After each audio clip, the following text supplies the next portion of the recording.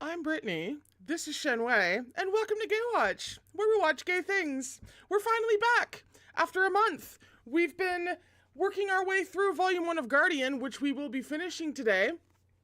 And we've been about to enter this cave for like a month now, because we had to take like an unexpected break. But here we are to finish Volume 1. Freaking finally. It's really good to see y'all, can I just say? It's lovely to see you. I hope October is treating you well. I hope you're having lovely fall vibes as we head into Halloween, one of the two best holidays of the year. And I'm just kind of really happy to be back. You know? It's just kind of, hi, how are you? How has life been treating you? I'm deeply excited about the stream today, which is kind of saying something because that's my secret, is that I'm always excited about these streams, but that's neither here nor there. I'm particularly pumped today, if you could not tell. So we read for a couple of hours. We take a break somewhere around the middle. We usually read about 40 to 50 pages. Please no spoilers in the chat, because there are always a couple of people, or a few people, reading along for the very first time, like I am. I have seen the show, but there are people who haven't seen or heard anything from this at all. So please, no spoilers, and I believe that's it. I believe we're gonna hop in. We're finally gonna go into this freaking cave. The friend Zhao Yunlan had consulted earlier eventually got in touch with Lin Jing to say it would be at least 3 or 4 days before the roads could be cleared. Shenwei had a quick discussion with his students, reaching the unanimous conclusion that under such horrid circumstances, even if there were survivors in Qingxi village, they probably wouldn't be in the mood to be interviewed. Shenwei made the executive decision that they would return to Dragon City with Zhao Yunlan and the others as soon as they got back. The class leader, in low spirits, heated some water and a small bottle of milk for Da Qing as she prepared breakfast for everyone. At their professor's request, the other students were all helping Lin Jing clear the yard. They approached it with a simple, crude method. Under Lin Jing's direction, they dug up every single skull that had tried to bite them in the night and placed them, one at a time, in a designated spot. Then the fake monk raised a huge rock and smashed each skull to smithereens. Juhong came back carrying a bag taller than she was. After she put the supplies down, she warmed the yellow rice wine slightly in the pot and drank it all. Then she took over for Lin Jing, smashing skull after skull until the class leader called them in to eat breakfast. Something had clearly gotten into her. She aggressively shoved past the boy, and Da Qing plopped down next to Shen Wei and quite rudely said, "Chocolate sauce, please, Shen Lashe." She spread the chocolate sauce over the beef jerky, mixing sweet and savory together. It was hard to say what it might have tasted like. As she ate, she kept stealing glances at Shen Wei, who seemed unbothered. After some thought, while putting on a show of meticulously applying the chocolate sauce, she spoke again without even looking up. "Our boss is pursuing you." Shen Wei paused, then tilted his head to look at her. Still looking down, Juhong casually added, as though they were just talking about the weather, "I assume you've noticed." Shenwei seemed to ignore the question. He just handed her a few more packets of chocolate sauce. "Do you want more?" Now Juhong looked at him, and it was a strange look indeed. As Shenwei watched, her ordinary round pupils slowly elongated into the vertical pupils of a cold-blooded animal. It was a tremendously creepy look on such a pretty face. But Shenwei just turned his attention back to his food as if nothing had happened. "So do you like him?" Juhong asked quietly. Perfectly calm, Shenwei answered her question with one of his own. "Why do you want to know?" I'm just gossiping." Juhong made up an excuse. "Gossip is the right of every employee who's been exploited and oppressed." Shenwei looked at her again with what could have been a smile. "If you're so fond of gossip, how can you not tell?" When Juhong had no response, Shenwei laughed softly and took the warmed milk off the stove using a napkin. "You're eating such dry things," he said. "Do you want to wash it down with a drink?" Juhong's expression twisted. She was gripping the metal thermos in her hand tightly enough to accidentally dent it, but she managed to squeeze out a smile. "Sure, I'll have some. Thank you." Still acting as if nothing was wrong, Shenwei poured her some milk. "Drink it while it's warm." The dent in Juhong's thermos deepened. A smile seemed to flicker in Shenwei's eyes. Just as he was about to put the bottle of milk back, something seemed to catch his attention. His head snapped toward the window. As he stared in the direction of the valley, his expression changed. Juhong wasn't sure if she was being too sensitive, but there was something deeply unnerving about Shenwei's sudden dark look. She instinctively wanted to edge away from him. But what did she have to fear from a weak, defenseless university professor? The sunlight hit Shenwei's glasses. The reflection from his lenses was piercing. "I'm full," Juhong heard him say. "I'll go clean up the garden. Students don't run around and listen to the officers." Then he walked out alone. Somehow his words attracted no real notice from anyone. Even more bizarre, when everyone had finished eating and went out to stretch their legs in the garden, no one noticed that Shenwei had disappeared. It was as if he had never existed at all. No one, including Juhong and Linjing, remembered that there should have been another person with them.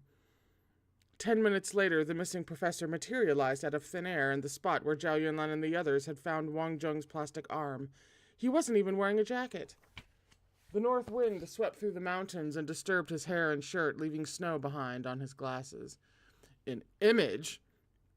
Shenwei stood under the mountain slope and surveyed his surroundings. He suddenly extended an arm, palm down, and made a grabbing motion. His hand was deathly pale. Blue veins were clearly visible through his skin, as if he were an incredibly detailed recreation of a person. Following his movement, the ground trembled. The wind between the mountains grew fiercer and fiercer. It howled as it began spinning into a vortex, slashing toward the clouds like a blade. With his hand still in the air, Shenwei peeled back the ground surface, revealing the chapped, frozen earth beneath the heavy snow.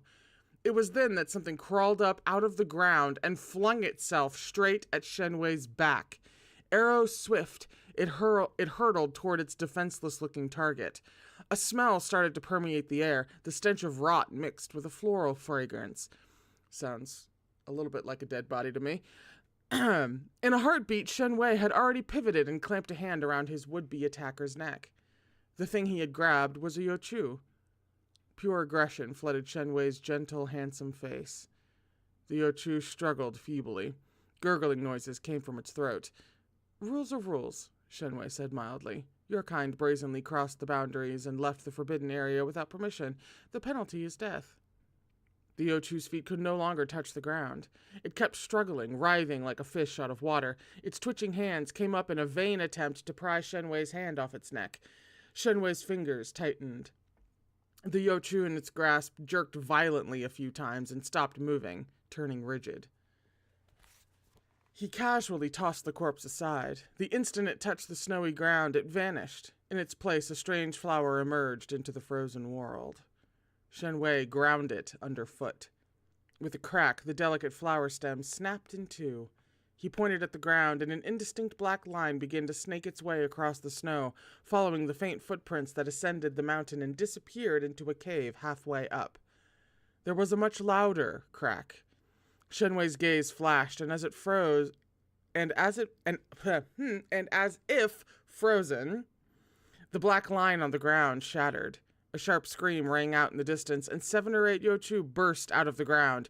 Unlike the ones Zhao Yunlan had seen on the roof, these each stood 3 meters tall and had blood-red eyes. In unison, they roared at the sky. The mountain, which had so recently suffered an avalanche, was shaking again. "Puppet," Shenwei called. A small gray puff of mist emerged by his feet and rubbed affectionately against his pant leg. When Shenwei tapped it with a toe, it soared into the air and into the cave. Next, a pitch-black sword shot out of Shenwei's hand. The blade was 3 chi, 3 kun long, and its spine was unusually thick. 3 sun, sorry. It seemed to reflect no light at all, other than the finest thread of snow-bright light along its edge, a light that only the souls that died by the blade were doomed to see. Shenwei moved. Within a single breath, the Yochu's heads and their roars were cut off. Their massive bodies crashed to the ground, only for another group of Yochu to emerge, like the wild grass that grew again and again when the spring breeze blew. These were even taller. It seemed like the adversary would stop at nothing to delay him. Zhao Yunlan and the others had already been in the cave for quite a while. It had seemed normal enough at first, but the deeper they went, the deeper the darkness became. After turning a corner, they were well and truly out of light, forcing Zhao Yunlan to turn on his flashlight. After another 100 meters or so, the path ended at a large door. The flashlight's illumination wasn't enough to determine what the door was made of beyond probably some ancient alloy. It was covered in rust spots. One open-mouthed skull hung above and on each side of the door, and there was an inverted triangle over it. A triangle? The Lobula curse again? Chu Shujia put on gloves and moved closer. First, he very carefully ran his fingers over the door's surface, and then he pressed his ear against it and knocked lightly. Some of it's hollow and some is solid, he reported. There should be some sort of mechanism, but it's not complicated. Let me study it for a second. Ooh, the rogue checking for traps. Zhao Yunlan gave Go Changcheng a kick in the butt. Go closer, learn from your Chuga. Go Changcheng shuffled closer. The fact was that Chu Shujia looked down on him in the way so many arrogant smart people look down on dumbasses. Oh, peak comedy. But their boss's presence meant that Chu Shujia had no choice but to dutifully explain as he fiddled around. It's nothing impressive. The thought processes that go into things like this tend to be similar, so after you've seen enough of them, it'll all fall into place for you. As he spoke, he took another small flashlight from his pocket and shined it through the crack in the door, then quickly looked the door over again from top to bottom. By this point, he had a pretty good idea of what was going on. There's one thick post and 35 thin posts inside. That's 36 altogether, a multiple of 6. With this kind of thing, the interior is usually all connected. He gestured toward Go Changcheng with his chin. Squat down. I can't reach the top, so let me stand on your shoulders. Like some sort of large dog, Go Changcheng squatted down at once. Chu Shujia didn't even try to be polite about it, stepping on Go Changcheng. He began knocking along the door, following the edge of the triangle and the barely visible crack. It was no easy task to support a grown man's weight. Chu Shujia's skinniness was outweighed by Go Changcheng's uselessness. In no time, Go Changcheng started shaking, but he gritted his teeth and held on. Sheer fear of letting the man on his back fall kept him from moving. Just as Go Changcheng was starting to think he'd already been squashed flat, Chu Shujia jumped down and said, There are 36 metal posts behind the door. The mechanism inside means that the hollow spots are made of a different material, so the density is different too. If your hearing is sensitive enough, you'll be able to tell them apart. Go Changcheng was still on the ground, mouth half open. He couldn't concentrate on anything but catching his breath, and Chu Shujia's explanation flew completely over his head. Chu Shujia spared him one glance before ignoring him completely. He continued as if addressing Zhao Yunlan, who was standing close behind him. Once you figure out the basic structure, all that's left to do is to deduce the details of what's going on inside there, based on experience. Having said that, Chu Shujia reached up and dug his fingers into the center of the triangle. To Go Changcheng's astonishment and fright, a hole was suddenly revealed. Still on his butt, he scuttled backward. Chu Shujia reached inside and felt around for a while, then turned back. There are 36 hidden posts arranged in a circle. I'm guessing you can only pull on 3. Which 3 do you think, Director Zhao? South, northwest, and northeast. Zhao Yunlan didn't hesitate at all. At last, Go Changcheng felt like he could contribute something. Northeast, never eat soggy waffles, he offered. Listen, even I have to recall on that mnemonic device every now and then. Straight out of, like, elementary school. Sometimes I really do. It is helpful. Chu Shujia and Zhao Yunlan ignored him in perfect unison. Go Changcheng's tiny sprout of confidence was crushed on the spot, leaving him too nervous to make a peep. Then there was a heavy pressure on his head as Zhao Yunlan pressed down on him, forcing him to look up. The flashlight's beam circled the large metal door and stopped on the left side. What's that? Mountains, Go Changcheng said. Zhao Yunlan firmly turned Go Changcheng's head to the right and pointed at the carving on the right-hand side of the door. And what's that? Waves, water? The Hunga tribe lived facing the water with their backs to the mountain, from halfway up the main peak all the way down to the valley. I told you that just now, dumbass. Since this area is long and narrow, it was difficult for people to differentiate north, south, east, and west. Instead, they thought in terms of up, down, left, right, forward, and backward. Up is the direction of the mountain, the main peak to the south. Down is the direction of the water, so that's north. The carving of a mountain indicates south, and the carving of the water indicates north. Soggy waffles, my ass. Zhao Yunlin tousled Go Chengcheng's hair roughly and delivered a harsh verdict. Even pigs are smarter than you, comrade. Pigs are pretty smart, actually. I mean, obviously not as smart as a full-grown human, but you know what I mean. Pigs are actually really smart. Aren't they like one of the smartest animals for their... Isn't it? Or did I just make that up? I think they are, though. They're incredibly, wicked smart. Go Chengcheng couldn't even defend himself. While they were speaking, Chu Shujia had pressed down a few times beside the hole. There was a light scraping of metal against metal as the large door slowly opened in front of them. They were greeted by a damp, rotting smell. I'll go first. Xiaogo, follow me, and Lao Chu, bring up the rear. Zhao Yunlan took a few steps, thought of something, and took an extra gun from under his pant leg. To Go Chengcheng, he said, "Did you pass your firearm qualification exam?" Go Chengcheng looked at the ground, ashamed. The examiner said he wouldn't pass me unless he died and came back to life.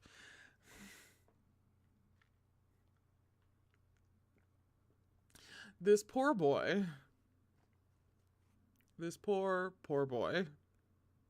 Zhao Yunlan could only sigh. What about knives? Do you know how to use those? His head hung even lower. Perhaps? At Chu Shujia's mocking laugh, he panicked even worse.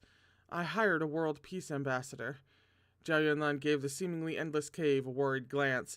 Left with no other choice, he reached into his pants pocket and pulled out a pocket-sized stun baton, throwing it to Go Chengcheng. As if teaching a child who just learned to walk how to wipe his butt, he spoke softly, if impatiently. Look, hold that. It's very simple. Just hold it like that. That's all you need to do. When you encounter something dangerous, just hold it in front of yourself. As long as you don't freeze in terror, you'll be okay. You can handle that, right? Ow, it's the baton! I'm okay. Listen, we have to be encouraging for my son, okay? Go Chengcheng swung the baton-like thing. Nothing happened. It was like a little flashlight. Of course, it never crossed his mind that his boss might be messing with him. Instead, he assumed he was too dense to understand Director Zhao's explanation. Go Chengcheng had always been the biggest critic of his own intellect. But Zhao Yunlan didn't seem inclined to go over it again. After his cursory explanation, he'd set off into the cave with his flashlight, forcing Go Chengcheng to jog to keep up. Go Chengcheng didn't know whether to ask questions or just keep quiet. Common sense told him not to enter a dangerous situation without fully understanding something, but as he looked at Zhao Yunlan's towering back, all he could think was that if he asked, his boss would absolutely curse him to hell and back. The mere thought of Zhao Yunlan's anger inspired pure terror. As the feeling washed over him, a blinding spark shot out of the little baton with no warning, heading straight for Zhao Yunlan's back. Fortunately, Zhao Yunlan was on edge and alert. At the unexpected noise, he threw himself to one side. That scorching hot spark shot farther into the cave. I did not close my window. There we go. Again, in perfect unison, Chu Shujia and Zhao Yunlan exclaimed, "Holy shit!" Chu Shujia looked at Go Chengcheng in awe. This useless piece of trash had actually done something that most SID employees didn't even dare contemplate, fucking up their asshole leader. Thoroughly disheveled, Zhao Yunlan wiped away the water and mud that the cave wall had left on him. "What the fuck do you think you're doing?" I don't know, Go Chengcheng yelped. It just suddenly went off. "No shit, that thing's powered by your fear. The more afraid you are, the more powerful it is. It's practically custom made for you." Zhao Yunlan was half out of his mind. "You're just walking! What could you possibly have been imagining while staring at my back that would scare you that much?" There was an awkward silence. Finally, Go Chengcheng raised a shaking hand and pointed at the furious Zhao Yunlan. You right now." Zhao Yunlan was stunned to speechlessness. That was more than Chu Shujia could handle. He laughed out loud and reached toward Go Chengcheng. "Let me see that." Chu Shujia, usually so cold and arrogant, had actually deigned to speak to him. Overwhelmed by the attention, Go Cheng Chung immediately handed his weapon over. Chu Shujia shook it next to his ear, then rapped on it with his fingers. Having clearly reached some conclusion, he threw it back to Go Cheng Chung and shot Zhao Yunlan a meaningful glance. Director Zhao, this isn't quite legal, is it? It was Zhao Yunlan's turn to laugh. Don't give me that law-abiding citizen act. Watch out! He shoved Go Cheng Chung to the side and dropped down to one knee. There was a loud noise, and a fierce wind blew past his scalp, carrying a rancid smell. Something huge and comb-like flew at them. The thing's base was carved from thick, heavy wood over 3 meters long, and it was bristling with sharp blades. If it so much as touched a human, there'd be nothing left of them but a heap of minced meat. Chu Shujia stood plastered to the wall. With a flick, a stack of paper talismans appeared in his hand. The giant comb turned in midair and came hurling back at them from above. The paper talismans whipped from Chu Shujia's hand like flying darts and stuck to the many blades. It seemed he might have chosen the wrong talismans. For whatever reason, the thing wasn't affected at all. Its downward slice continued with a gut-churning wind. Zhao Yunlan's gun had already settled in his hand. But then Go Cheng Chung, always a beat behind everyone else, suddenly reacted. A blood-curdling scream exploded out of him. "Mommy!" His wail was immediately followed by a roaring blaze, a full 2 or 3 meters high, surging out of the little baton he held. It was akin to a gas explosion. Zhao Yunlan and Chu Shujia dove out of the way as raging flames struck dozens of blades. The comb overhead came to a complete stop. It gave a violent shudder and then succumbed to the fire, melting into a soup that splashed to the ground, sizzling as it fell. For a full minute, no one spoke. Eventually, Chu Shujia stiffly turned his head to look at Go Cheng Chung, who was sitting on the ground. With utter sincerity, from the bottom of his heart, he said, "Damn." Go Cheng Chung was too scared to do anything but sit there, his mind completely blank. "I thought you just sealed an earthbound spirit into a regular baton. Resentful spirits and little ghosts feed on fear and turn it into their own energy," Chu Shujia said to their boss. What exactly did you make?" Zhao Yunlan straightened his clothes. It was his turn to play the law-abiding citizen. "Sealing a soul is illegal. As a trusted servant of the people, how could I knowingly commit a crime?" Chu Shujia waited. Instead, it contained scraps of souls from 100 beheaded evil spirits.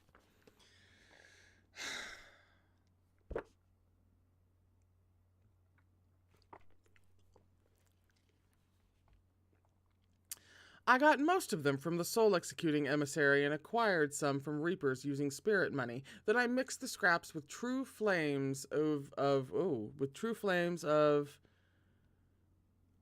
I want to say samadhi, but that's probably horrifically wrong.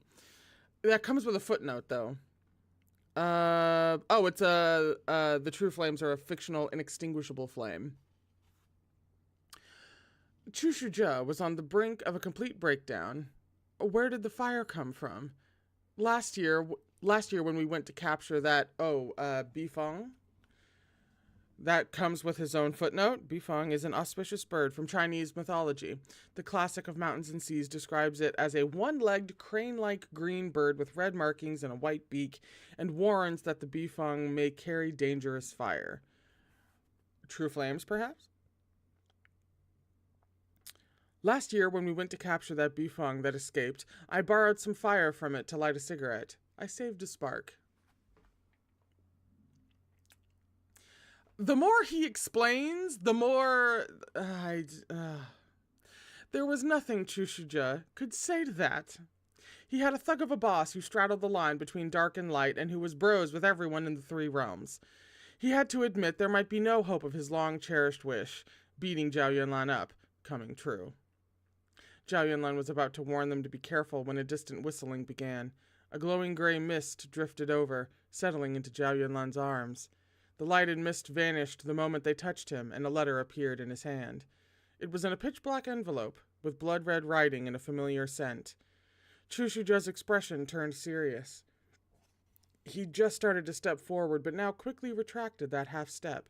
Meanwhile, Zhao Yunlan moved forward to put himself further away from Go Cheng Chung and the possibility of more friendly fire. Behind him, Chu Shujia asked, "The soul-executing emissary?" "Mm-hmm." Zhao Yunlan ripped open the envelope only to stare in concern at the contents. The soul-executing emissary had always been a wordy writer. He was incapable of getting to the point without a polite preface, all but inquiring after the health of every one of Zhao Yunlan's aunts. Only after all the preamble would he address the topic at hand, and that would be concise, demonstrating his grace when it came to complex matters. Samadhi. Ah, thank you, Wolf.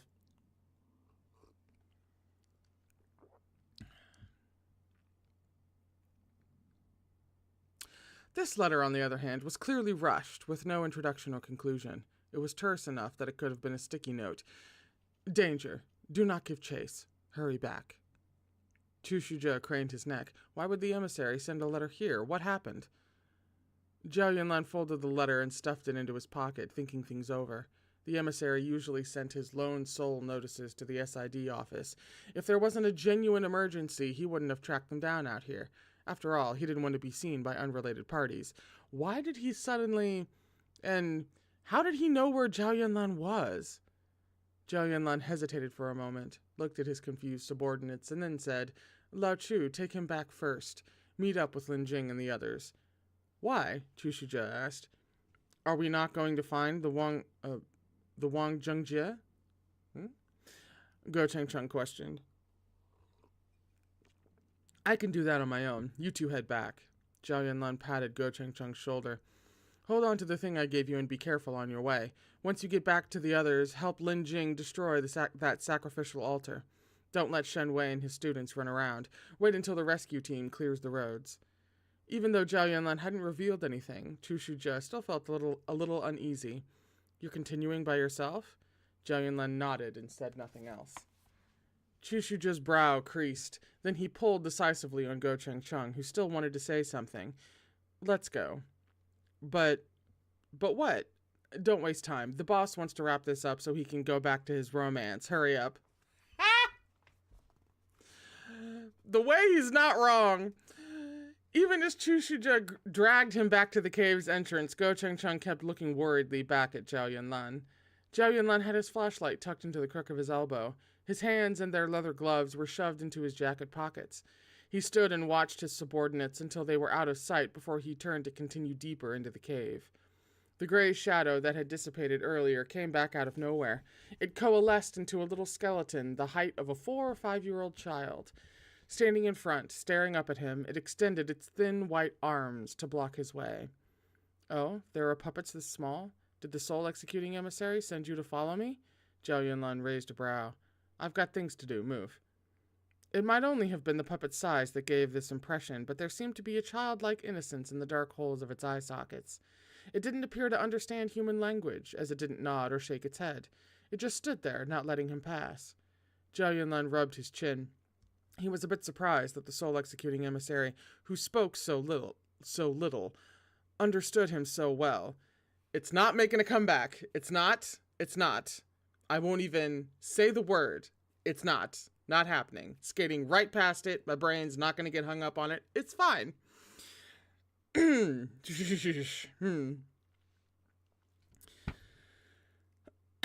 If a large puppet had tried to pull this stunt, he probably would have kicked it to pieces on the spot, but he couldn't quite bring himself to harm this tiny, thin-boned creature that couldn't even communicate. Are you going to move or not? He asked. The puppet's jaw moved with a cracking noise. Zhao Yunlan shook his head and took a large step. His long legs carried him effortlessly over the little skeleton, and he continued on his way. The poor thing clearly didn't understand what had just happened. It craned its neck so far to see what he was doing that its head nearly fell off. After a fierce struggle to maintain its balance, it rushed after him. As soon as it caught up, it grabbed the corner of his shirt and refused to let go. Zhao Yunlan didn't bother wasting his breath. He just kept walking, dragging the little skeleton along. It wasn't as if it was heavy. The skeleton puppet would have been crying its eyes out by then if it had any. The farther he got, the heavier the stench of decay became. The air grew more and more humid. The ancient, well-worn stairs narrowed as they descended. By the time they reached the bottom, Zhao Yunlan felt like the little skeleton was getting in the way. He bent down and picked it up, carrying it on his shoulders like a child. Then he checked his watch. Clarity's watch plate seemed eerily quiet. After staring at it for a few seconds, Zhao Yunlan realized its hands had started moving backward, or at least one of them had. The second hand was moving in reverse, but the minute hand was moving forward and the hour hand was stuck at 12 o'clock.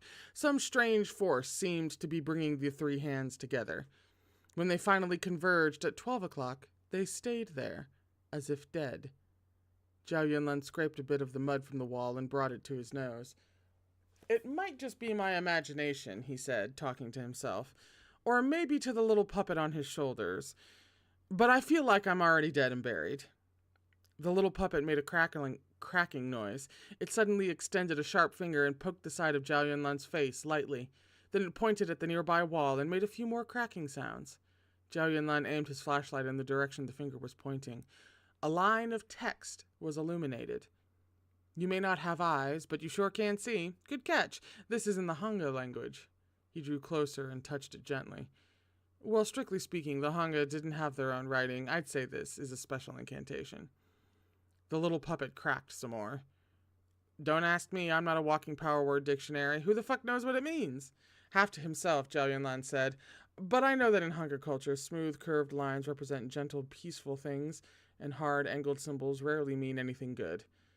For example, the souls of the dead were imprisoned by a triangle, and that octagon I haven't had time to look into." His fingers paused. The line of text ended in an octagon. "This one right here," he said. "Great. Here comes the scary stuff." A huge noise cut him off. The entire cave began shaking, nearly knocking him off his feet. The little puppet grabbed his collar and buried its long, thin fingers in his hair. Zhao Yunlan squinted and saw a stream of fire racing toward them, whistling. He held onto the wall, hugging the little puppet with one arm. His face was red from the reflection of the flames, but while the leaping fire was also reflected in his pitch-black pupils, there was something icy in how they shone. Zhao Yunlan patted the little puppet, who was desperately trying to burrow into his arms. "Stop pulling at my clothes. If you're afraid, hide inside my watch." Fear had long since driven its master's task from the puppet's mind. Terrified, it turned into gray mist and fled into the watch. A moment later, the fire washed over Zhao Yunlan, who had nowhere to run. He already had a talisman in his hand, but despite the roaring flames around him, the talisman didn't ignite, nor did he feel any heat. Zhao Yunlan froze and looked up from within the fire. It towered over him, filling his vision with aggressive flames that swept through the entire cavern. Suddenly, the intangible flames disappeared. With no help from him, the mud on the wall inscribed with the octagon crumbled and flaked off. Something occurred to him. He caught the flaking mud, and larger chunks began to fall. Zhao Yunlan swept some of it away and, with the help of his flashlight, made out a faint mural. With the passage of time, the revealed art had largely rotted away, and whatever it was expressing was extremely abstract. An archaeologist might have understood it, but it was beyond Zhao Yunlan, even if he'd examined it up close for long enough to risk damaging his vision. He quickly lost interest and started to move on, only to immediately stop again as a thought struck him. He turned back and studied the mural carefully from 5 steps away.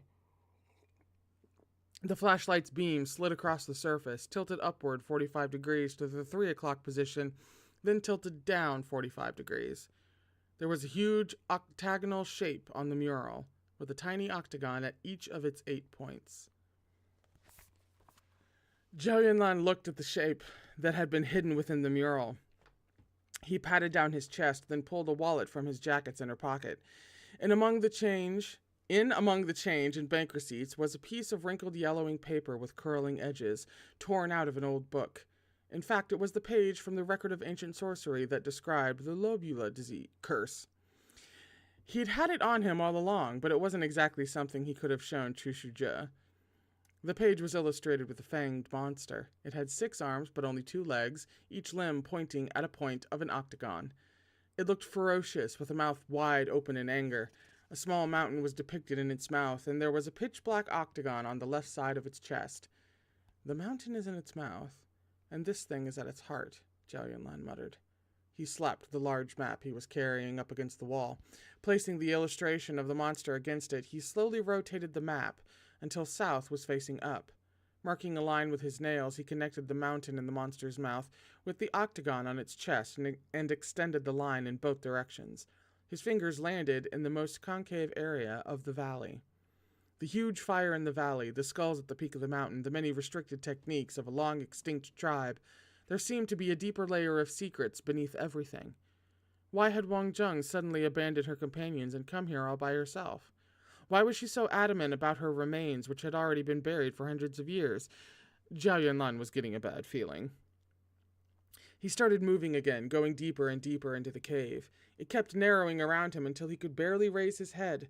By the time he reached the end, his back was almost in open rebellion. He was confronted by another speckled door. It depicted a terrifying, awe-inspiring monster with 6 arms and 2 legs, almost identical to the one on the page he was carrying. The only difference was that this one's expression seemed fearful. The instant his hand touched the door, his chest tightened. He shoved the door open and found himself standing halfway up the other side of the mountain. Right below him was that mysterious valley. He suddenly felt like he was standing in the middle of a roaring ocean. Seawater was battering him in the chest, pressing against him with tremendous weight until he couldn't breathe. It was clearly still daytime, but the sun was covered in such dense layers of clouds that not even a thread of sunlight could peek through. Zhao Yunlan walked forward.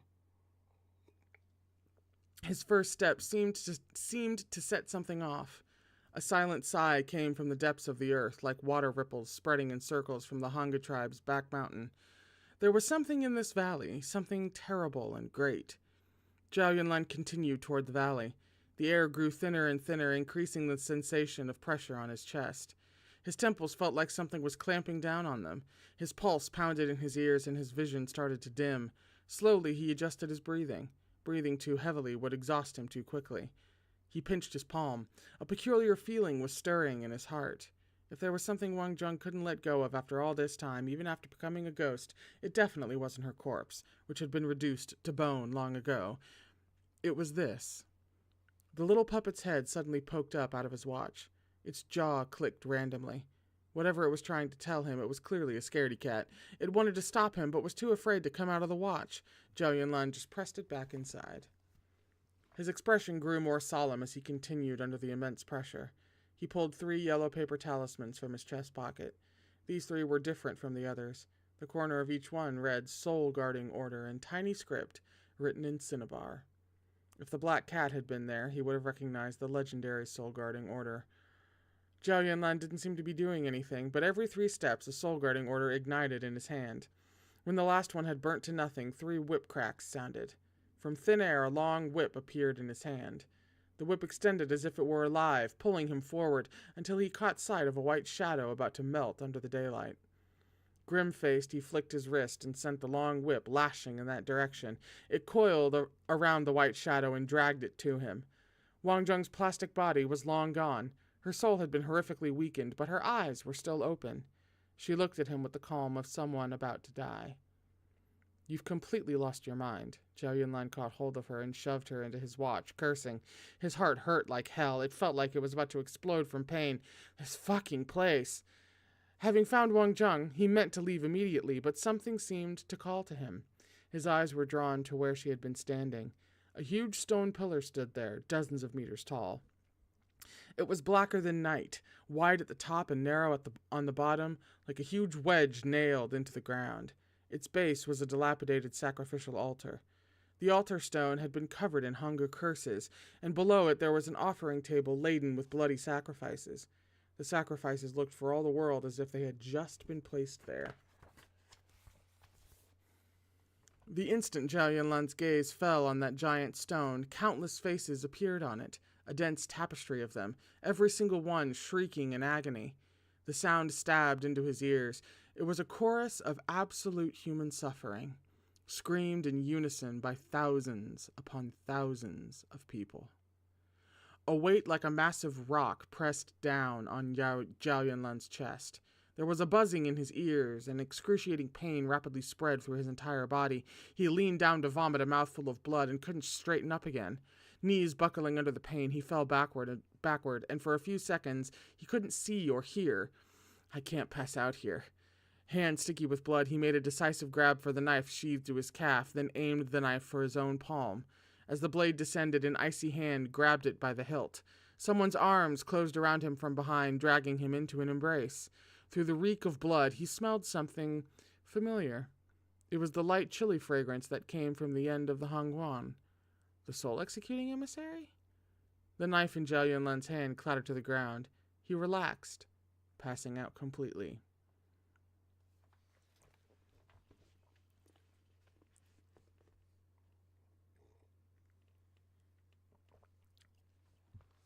It's the end of the chapter, by the way.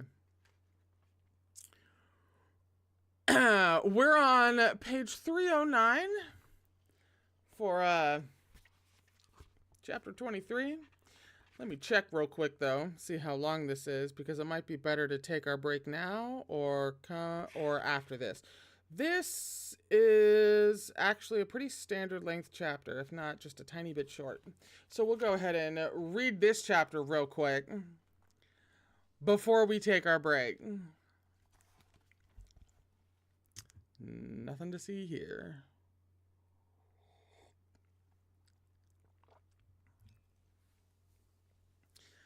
The soul-executing emissary's black robes were like a thick mist, impenetrable even by sunlight. They abruptly billowed up to form a protective screen several stories high, engulfing them both. They were cut off from the sunlight and everything else. While holding him, the emissary lifted Zhao Yunlan's hand and pressed on his watch. "Come out." His voice was quiet, but the command was unmistakable. The little puppet floated out hesitantly. Its lowered head was shockingly large compared to its small body. The emissary glanced at it, then raised a hand and summoned it back into his sleeve. "Get in here." The puppet didn't dare say anything. It obediently turned into gray mist, taking care to curl up into a perfect ball and rolled into his sleeve. Wang Zheng had also emerged. She took too excited. She took a half step back, looking at Zhao Yunlan worriedly. When the emissary's frigid gaze fell on her, she began trembling. The emissary sat on the ground, carefully shifting the man in his arms into a more comfortable position. "You're under his command. Whether you were right or wrong is not for me to judge. Sit to the side for now."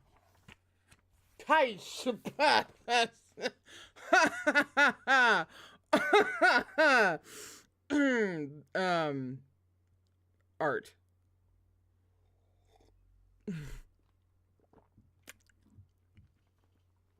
Okay. All right.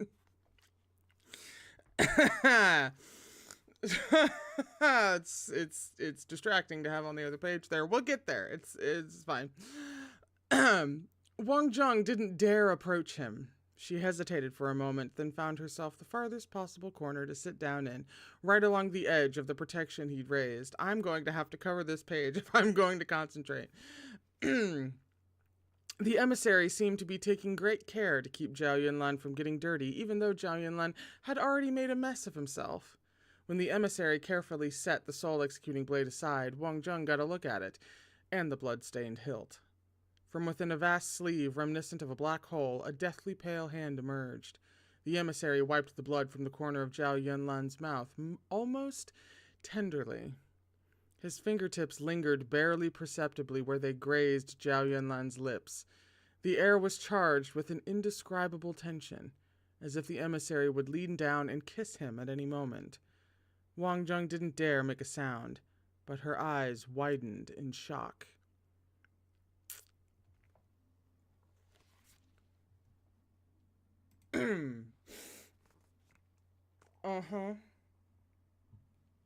Yeah. This immediately goes down as one of the greatest gifts that art in a danmei novel has given us, I must say.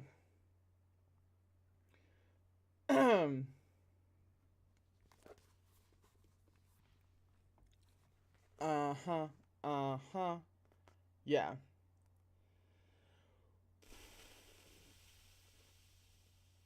That's distracting. That almost could have been the cover, you know? But it's a little spoilery, so...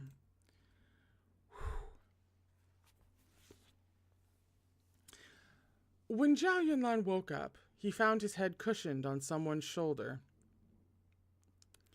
He felt like he'd just been through a particularly awful bout of vomiting that had battered his innards. His entire body felt weak. With great difficulty, he sat up and opened his eyes to find the soul-executing emissary beside him. You... An icy finger sealed his lips. The emissary pressed a supportive hand to his back and said, voice low, "Do not speak. Focus." A gentle but cold energy accompanied the words, flowing slowly from the emissary's palm. Zhao Yunlan shivered, but he didn't pull away. As the energy flowed, he closed his eyes and entrusted his wounded body wholly to the emissary's care.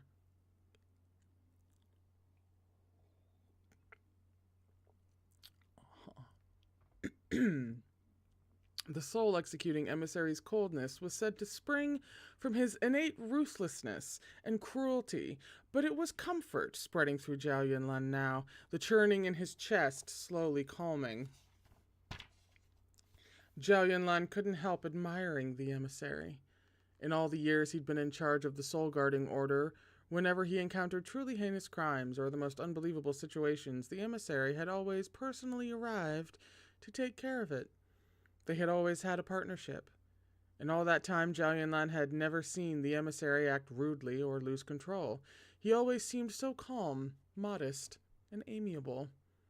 With some sort of extreme self-restraint, that innate cruelty was suppressed to the point that not a hint of it was detectable. Extreme restraint is sometimes exercised in pursuit of extreme freedom. If someone could mercilessly quash their very nature for hundreds of thousands of years, then on the one hand it would be an excruciating existence, but on the other hand, what an incredible person they would have to be. After some time, the soul-deep pain gradually faded. Zhao Yunlan opened his eyes again and was able to sit up easily. Thank you. Good thing you were here. Clearly my luck has gone downhill enough lately that now it's starting to improve. The emissary withdrew his hand a bit reluctantly. Having broken contact, he backed up a little.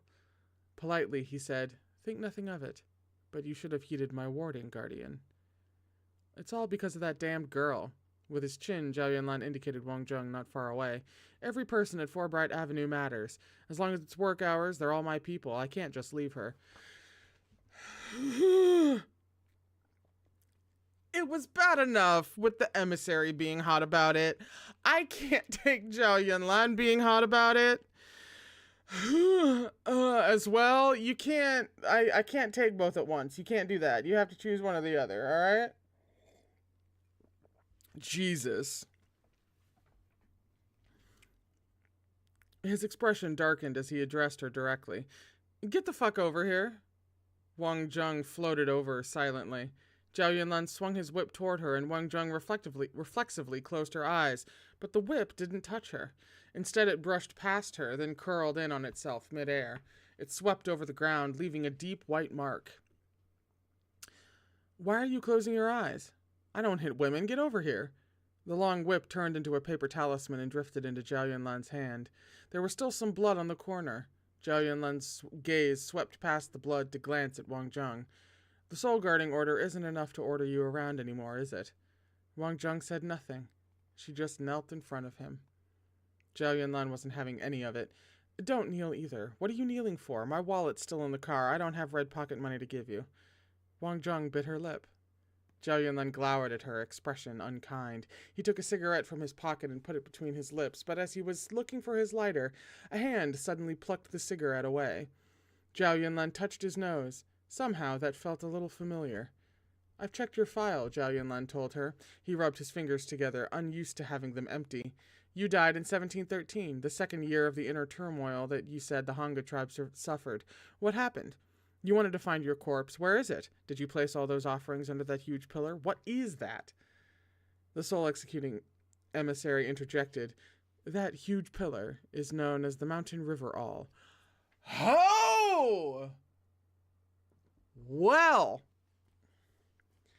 The name sounded familiar.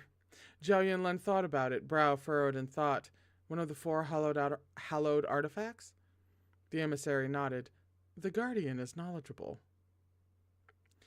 First the reincarnation dial, now the Mountain River All. The 4 hallowed artifacts had been lost in the mortal realm for years on end. It wasn't like they were cabbages in the market going for 20 cents a pound, and just coincidentally encountering 2 of them within 6 months. If Zhao Yunlin really had that kind of dumb luck, he should have been buying lottery tickets as a profession. He couldn't help but lean into the conspiracy theory forming in his mind. The Dragon City University administrative building that was suspiciously spotless when he'd gone back, the hunger ghost that had just happened to set its sights on Li Qian, the random disappearance of the reincarnation dial which had yet to turn up, the warrant for the Ochu, and the soul-executing emissary's sudden warning. Zhao Yunlan's face turned serious. What exactly is the Mountain River All? People say that the powers beyond us control life and death, but that is not the genuine truth, said the emissary. Since the dawn of chaos, at the beginning of all things, good and evil have always existed. The very earliest judgment of good and evil was carved into the Mountain River All. The All was formed from the essence of hundreds of thousands of rivers and mountains. It starts above the 9 heavens and pierces all the way down to below the Huangquan. The punishments of the 18 levels of hell are all carved on it. As time passed, it was also the basis of many judgments in the Book of Life and Death. To this day, people believe that the mountains and water have souls. That belief goes all the way back to those times. The emissary paused. Because the Mountain River All was initially used for sealing and suppression, tens of thousands of evil spirits have been bound within it over time, condemned to obey. I never imagined that after it was lost, it fell into the hands of those who would seal generations of their people inside it for eternity. Other people can approach it without harm, but you... An unfamiliar hesitance entered the emissary's voice as he considered his choice of words. He continued at last, You were born with an unstable soul. If you draw too close to these soul-sealing objects, of course you will feel the effects more than others. No one had ever said such a thing to Zhao Yunlan before. Caught off guard, he said, An unstable soul? Me? My ethereal and corporeal souls are all just fine. Why would they be unstable? Ethereal and corporeal souls come with a... asterisk. No. Footnote. Thank you. According to traditional beliefs, every human has 3 ethereal souls. Hun, which leave the body after death, and 7 corporeal souls, Po, that remain within the corpse. Okay. The soul-executing emissary fell silent again, then said, Everyone has 1 true flame of samadhi on each shoulder and 1 on their head. You were born with no fire on your left shoulder, a phenomenon known as ghost-touched shoulder. That makes your souls prone to instability. The guardian should take more care in the future. Zhao Yunlan gave his left shoulder a dubious look, then quickly lost interest and got back to the subject at hand. So you're saying the Hanga used the Mountain River All to perform the Lobula curse, right? The emissary nodded. They would burn the beheaded person's body, then use the 3-star method of gathering yin to forcibly detain the person's soul in the valley. That resulted in the individual being drawn into the Mountain River All, after which the Hanga used the heads to command the dead souls within the All. Pointing at Wang Zheng, Zhao Yunlan asked, What about her? The emissary glanced at Wang Zheng. She shivered, suddenly feeling as though everything that had happened during and after her life was laid out before him. This young woman died when she was beheaded, but managed to escape the yin gathering spell and the Mountain River All. The likeliest explanation is that someone preserved her body and head properly. Wang Zheng managed a bleak smile. Back then, I was very immature and bitter. The previous guardian caught me when I possessed someone. I was taken in under the soul guarding order and have been there ever since. Wang Zheng isn't my original name. It belonged to the girl I possessed. In life, my name was Galan? I was the daughter of the chief who died in the rebellion. Zhao Yunlan came to the annoying realization that his special investigations department was basically a summer camp for nepotism babies.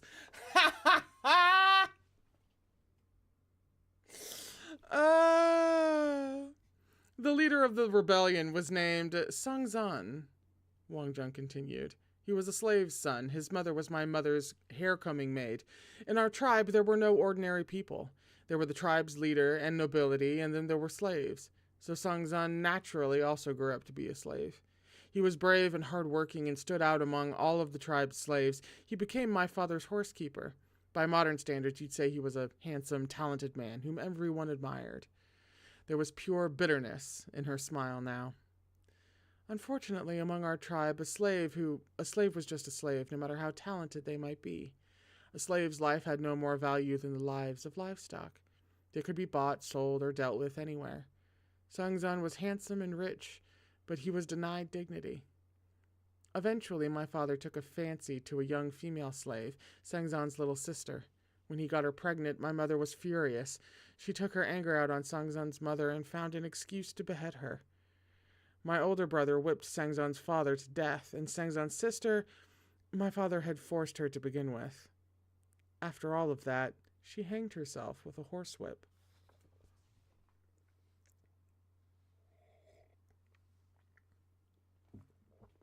Zhao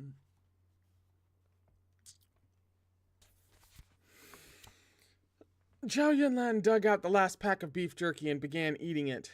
So your dad was a total piece of shit. Wang Zheng didn't respond. Seeing that Zhao Yunlan's mood was still sour, the emissary coughed dryly and made an attempt at smoothing things over. I noticed beneath the offerings there was originally a sacrificial stone under the mountain river awl. The ordinary use of such a thing would be to record the names of all the souls suppressed by the awl. The stone is still there, but the names have been removed. Did that also happen during the rebellion? Wang Zheng nodded. Sangzan led his brothers to victory. When they finally reached the forbidden area where the mountain river awl is, he said that from then on, everyone in the tribe could live equally and with dignity. He used a huge file to grind away all the names on the stone. The chief, my father, mother, older brother, and the other nobles, as well as their entourage and guards, were all hanged and decapitated in the yard of the mountain keeper's hut. After that, the Hanga tribe never had slaves or nobility again. What about you? Zhao Yunlan asked. You weren't executed at the time because you secretly helped Sangzan, right? Wang Zheng looked down. We'd known each other since we were little. When father sent someone to capture him, I was the one who hid him. I just didn't want him to die. I had no way of knowing what would happen after that.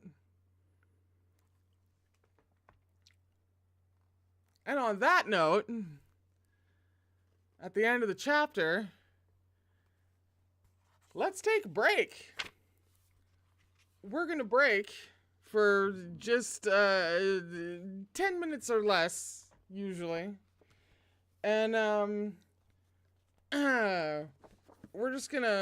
we're gonna walk that one off a little bit. So, go to the bathroom, go grab a snack, go walk around, go do what have you. I'm gonna go grab some more tea. Enjoy the music if you so choose during the break. And when we get back, we will start chapter 24 on page 319. And we will be right back.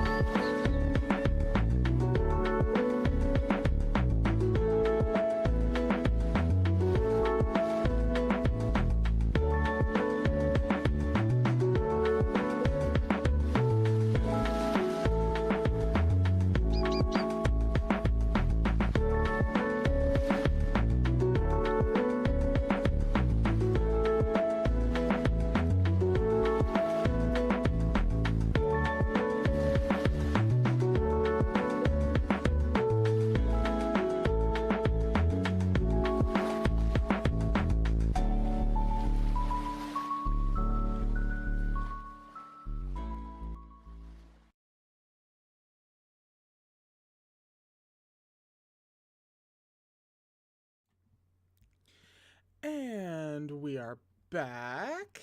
Hello. Let me get my face out of the way. And we are on chapter 24, Page 319. Getting back into certain just there's a saying from Brokeback Mountain, and it applies here, because what we just learned about is just an unsatisfactory bitch of a situation. That's all that can be said.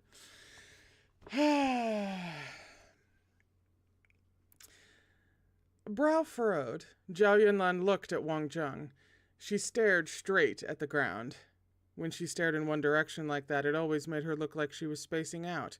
Eventually, she spoke again, voice soft. I was still so young. I wasn't even 17 yet. I was completely naive and didn't understand anything. I couldn't see anything but what was happening right in front of me and in my head. I only knew to follow one path all the way to the end. I was childhood friends with Sangzan. Our positions were very different, but I never saw him as an outsider. Father wanted to kill him, but of course I was against it. To be honest, I blamed my father at the time. I thought what he'd done was wrong, and it also embarrassed me. He was our chief and my wonderful father. How could he have done something so despicable? Zhao Yunlan held his tongue. His expression was still ugly, but he sighed faintly. After another pause, Wang Zheng asked, Is there anywhere in this world where everyone is free and equal? There is, said Zhao Yunlan. Wang Zheng and the soul-executing emissary both turned toward him. There was still a speck of blood on his bottom lip, and his complexion was extra pale. Against the collar of his gray shirt, he looked a little worse for wear. Only his eyes were startlingly bright. Zhao Yunlan's eyes always shone brilliantly, as if nothing in the world could quench their light.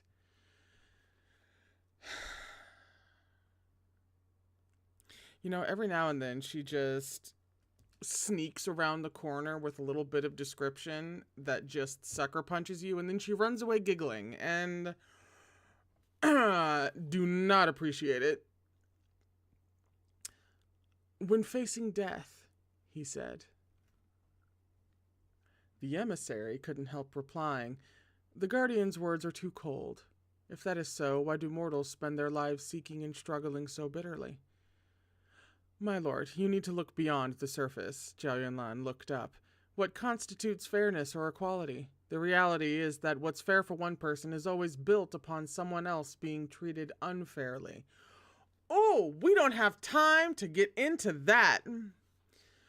When someone is struggling to survive, equal means being well fed and warmly dressed like everyone else.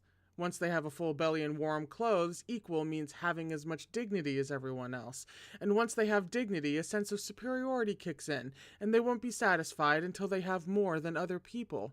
Nothing breaks the cycle but a coffin. Equality is in the eye of the beholder, isn't it?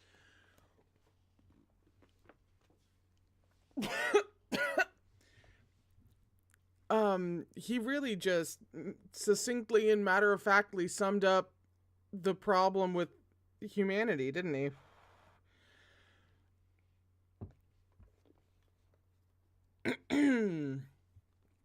He is not wrong. The emissary was speechless. Me too. Finally, he gave a grim laugh. Your logic is preposterous. Zhao Yunlan moved on. To Wang Zheng, he said, So Sangzan successfully rebelled, killed your father, and removed the names from the sacrificial altar. No more slaves for the Hanga. What happened then? After that, whenever there was an issue in the tribe, each family would choose a head of their household to raise their own suggestions. Everyone would discuss it and then listen to the one with the most support, she said. That was Sangzan's idea. He had never attended school or left the snowy mountains, but he already understood the concept of democracy that would become prevalent many years later. No matter the era, humans want similar things. Zhao Yunlan propped up one long leg, resting his hands on his knees. Despite his casual slouch, his words were like knives, each one sharper than the last. And that's how you died, isn't it? Caught off guard, Wang Zheng froze. She hadn't expected him to piece things together so quickly. The light in her eyes dimmed. I had nowhere to go. My only choice was to stay in Sangzan's house and be entirely reliant on him. But I didn't know how to do anything. I was the chief's daughter. From childhood on, my mother only taught me how to dress myself and order slaves around. I didn't know how to do chores, hunt, or run a household. Another girl in the tribe wanted to marry Sungzan and begged her father to ask him about marriage. Sungzan refused. She was furious and ran away from the mountain, and by the time she was found, she was already dead. They said she'd lost her footing, fallen down the mountain, and hit her head on a rock. Her father hated me after that. He and the other families banded together and said I was the bastard chief's daughter. They said I knew witchcraft and that I refused to correct my ways even though they'd forgiven me and let me live. They said I was lazy and useless and would do anything to hold on to their hero, Sungzan. That I was jealous and cursed that man's daughter to die. He wanted to behead me. Wang Zheng's shoulders began to shake. She had once truly believed with her entire being that her father was wrong. In that innocent young girl's heart, she'd known that her fellow people shouldn't be slaves. They were people. They had worth. No one else should have power over their lives or deaths. Just like Sungzan, she had hoped they could all live in prosperity and that they could be equal, free, and happy. But the people she'd sympathized with and loved had hated and resented her. The girl's father had everyone vote with a show of hands. Not moving meant they were neutral on whether or not I should be executed. A raised hand meant agreeing that I should be beheaded. Wang Zheng couldn't hold it in anymore. Her voice cracked on beheaded. The day was crystal clear in her memory. Everyone had been present, their faces full of glee. In the stands were row after row of raised hands. Seen from the platform, those hands had seemed like the claws of monsters from the river at the heart of the netherworld. Nearly every hand was raised.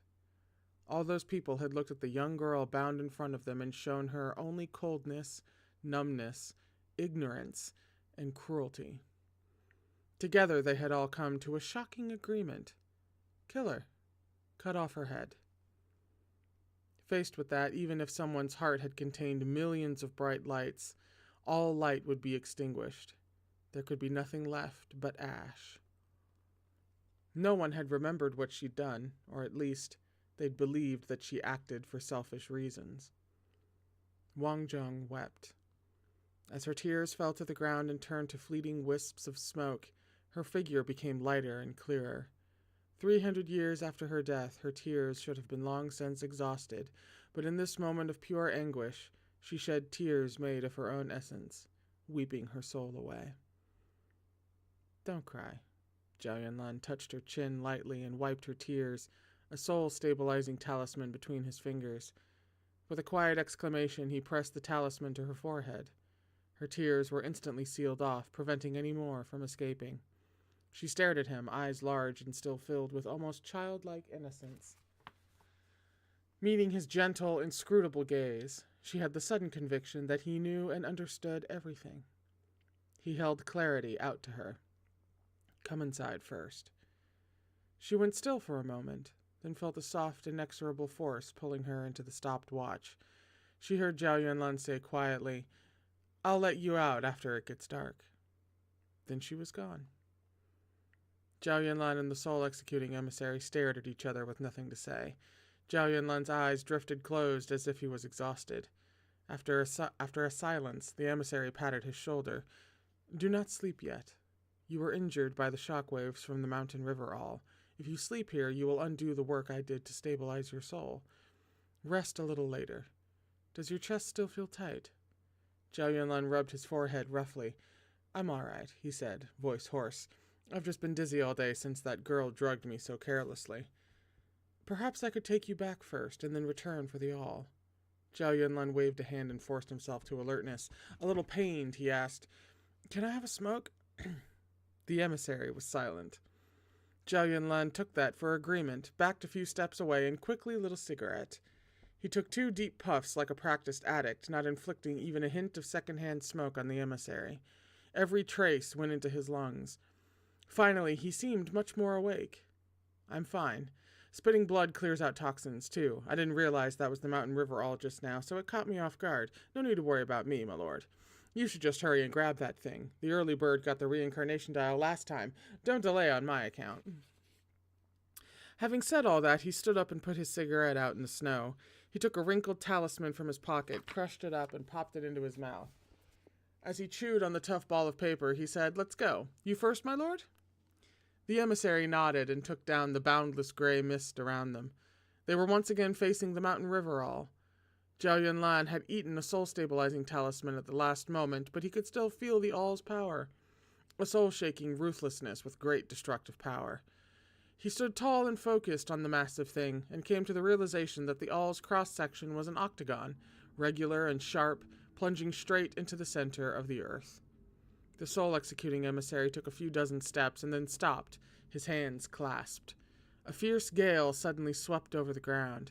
His black hood and robes billowed as if the whistling wind might tear them away, but he somehow remained shrouded within the black mist, nothing visible beneath.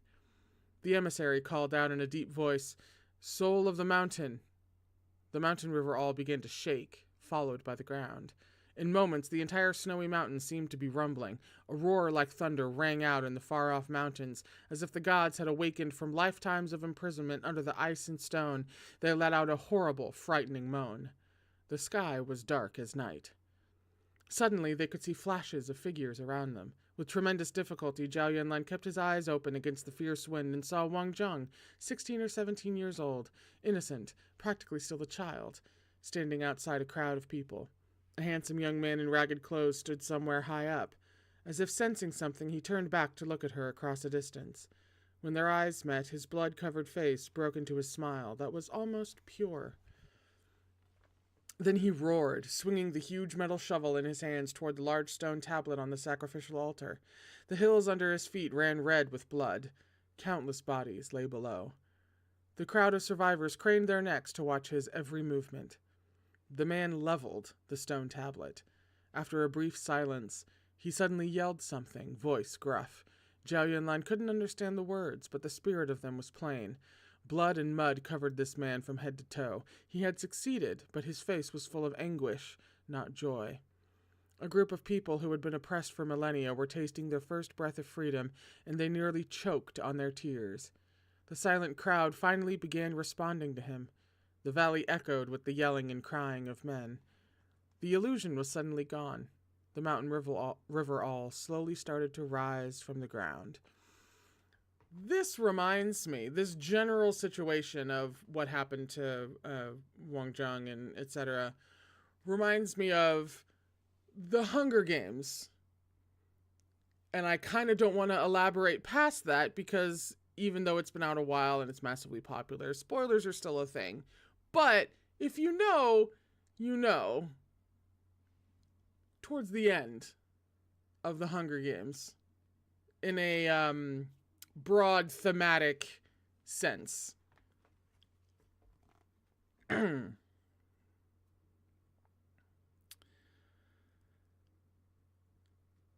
Hello, how did I miss where the heck I left off this badly?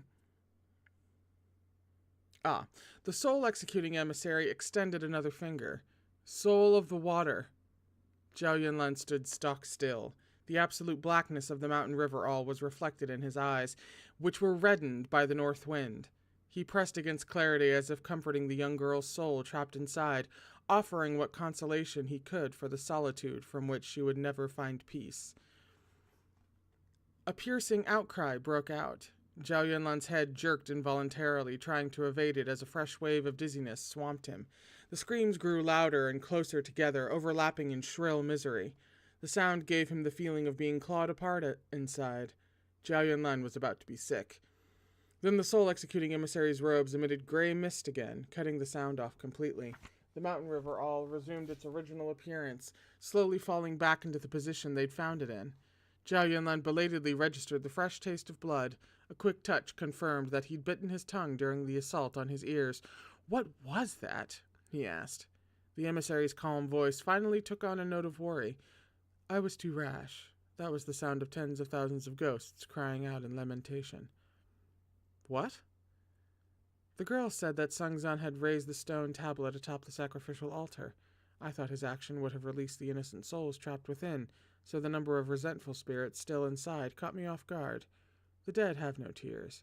A sound so vast must mean millions of innocent souls screaming at once, even if they risk being torn apart forever by doing so. It could level hundreds of thousands of snowy mountains. Never mind you or me. Zhao Yunlan stood behind him, hands behind his back, not speaking. The emissary continued. The mountain river all has been standing here for tens of thousands of years. It has seen too much. Suddenly, clarity flashed.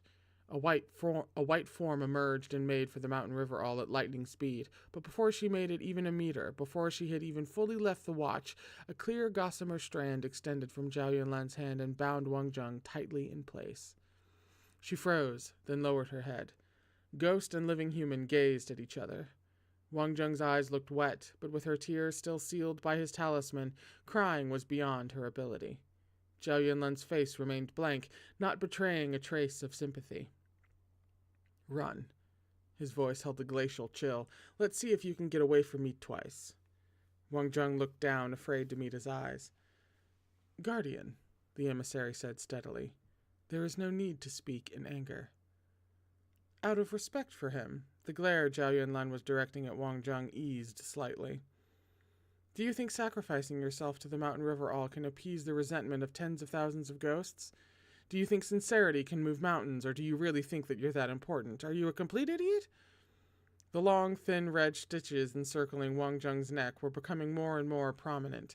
The paper talisman stuck to her forehead fluttered as she trembled.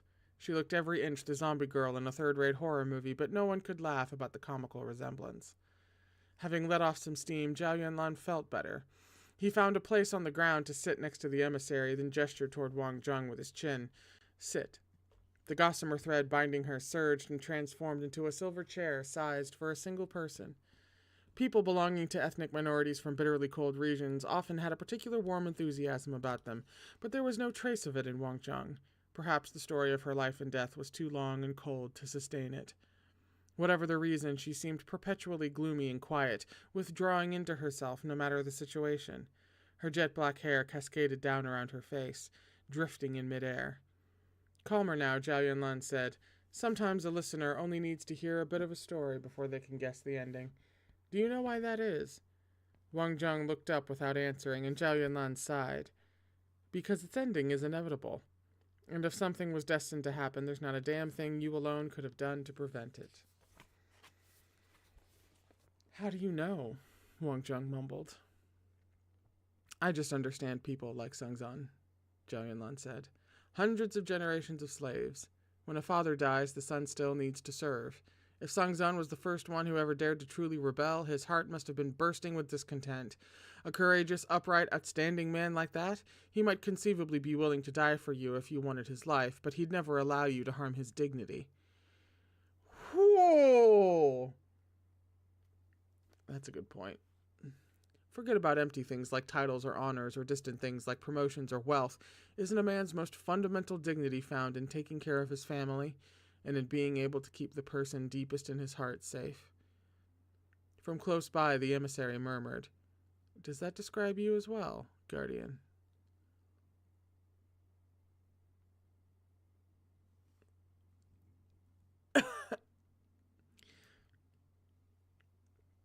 Sorry, I blue screened there for a second. Whew. You can't force something like fate. Zhao Yunlan had no idea why the emissary might interject with something so trivial. A bit taken aback, he answered, If someone was willing to follow me to the ends of the earth, if they took care of me and understood me and my needs, but I didn't even have the heart to protect them, what the fuck would I even be? Would I even deserve to be called human? We should probably mark down this page, actually. Now that we're most of the way through it.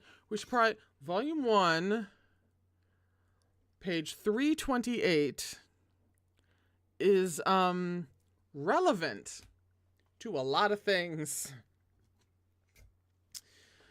The emissary's hands had been resting on his knees, but now he withdrew them into his sleeves where no one could see them clench them into fists. Softly, he said, The Guardian's affections run deep. The one who receives them will be fortunate indeed. Huh? The praise made Zhao Yunlan freeze, thrown off by the comment. Then he laughed it off. Oh, my lord, please don't. I don't have the fortitude to be praised by you. The emissary changed the subject lightly rather than continuing with that line of thought. For his people's sake, Sungzan bore the burden of such horrendous deeds. He gambled everything to give them a better life. But having personally made such an impossible dream come true, there was no way he could have imagined what would follow. Zhao Yunlan nodded. If I were in his shoes and the woman I loved died at those people's hands, under the rules I'd laid down, I would hate them even more than I'd hated the old chief. More than that, the soul-executing emissary looked up through his gray mist at the towering, unmoving all. Even rending them limb from limb could never appease my hatred. He spoke quietly, but the cold in his voice was bottomless. Wang Zheng felt it keenly. She shrank back behind Zhao Yunlan. Did they behead you in front of him? Zhao Yunlan asked. She shook her head. They put him under house arrest. The girl's father said I had bewitched Sungzan and that it was all for his own good. After a silence, Zhao Yunlan said, Then was he the one who collected your body? Wang Zheng nodded. So when you said you wanted to come here to find your body and finally rest in peace, you were just lying to me. Wang Zheng looked down. Eventually, she nodded again. Brow creased, Zhao Yunlan looked at her for some time. Finally, he glanced away. This is the last time, he said stiffly. The soul-executing emissary intervened. Did Sungzan put your body in water? Wang Zheng inhaled deeply, taking a moment to calm herself. Yes. Among our tribe, the mountain represents detainment and intimidation, while the water represents light that can float freely for miles. When slaves or criminals died, they were beheaded and sealed on the mountaintop. When nobles or highly respected people died, they were given a water burial and sent drifting down the river. Sungzan dug my head out in the night. Sungzan dug my head out in the night and stole my body before it could be burned. He cut the head off the body of that girl who died accidentally and swapped our bodies. He took me down to the river and sewed my head and body together, then put me in the body bag that had been prepared for her. He held me and wept the entire night, and the next day he stood and watched as someone else put me in the river. Shit.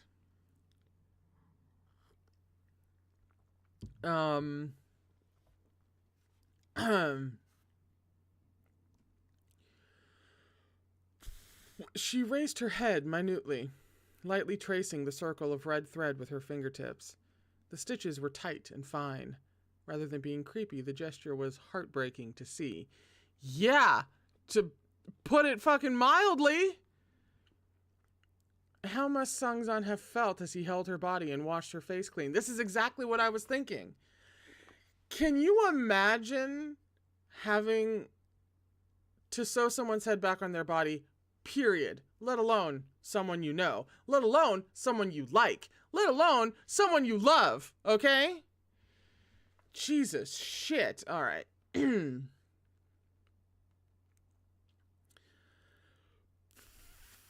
As his fingers touched that pale waxen face that held only death, as he sewed her body and head together. Perhaps he had never even had the chance to tell her about the feelings he had always kept hidden, that had never seen the light. Time was relentless and needlessly cruel. If someone hesitated even slightly, time would steal away their dearest desire and leave them with ashes, broken-hearted and unable to turn back the clock. The two men listening were both silent, lost in thought. The water took my body away, but I never left, Wang Zheng said. I kept watching over him. He became a different person. Voting in the tribe had always been conducted by 3 people who took turns. One was Sungzan, one was the person who led the charge to have me killed, and the third was a well-respected elder. They would bring up important issues, and everyone would raise their hands to speak. After some time, Sungzan married the elder's granddaughter. The 2 of them joined forces against the man who killed me. Ultimately, they entrapped and framed him. 2 years later, everyone voted to kill him, too. Oh, shit! Where's the popcorn? I needed popcorn for this stream. Jeez. If eating on camera wasn't universally loathed, I would totally have popcorn for this. Oh my god. Zhao Yunlan took out another cigarette, held it under his nose, and took a small sniff. After another year passed, the respected elder also died. It was believed that he died of old age, but I saw Sangzan poison him. Wang Zheng's brows twitched as if even now she couldn't accept that fact. Poison was a coward's weapon. How had an upstanding hero turned into a weasel who could poison someone in secret? Well, when you kill the woman that he loves and he has to sew her head back onto her body just to hope that her spirit continues on well in the next life, that might change a person. By using this method, it was as if he'd been determined to shame the people he'd secretly killed, even if it meant dishonoring himself. Next, it was his wife, his young son, his own flesh and blood.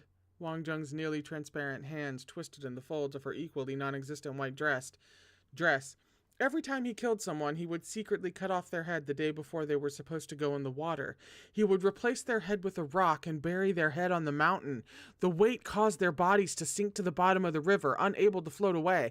By that point, no one in the tribe could stand against him. His reputation was at its peak. After years of careful scheming, he was able to manipulate everyone so that they believed they were voting freely, when actually he was ensuring that they thought the way he wanted them to. Eventually, he became the new chief.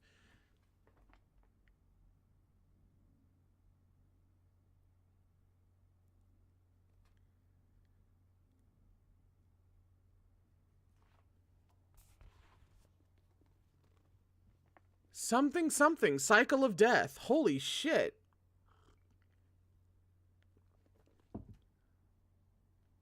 Blue Sea got it in one. Skulls on the mountain.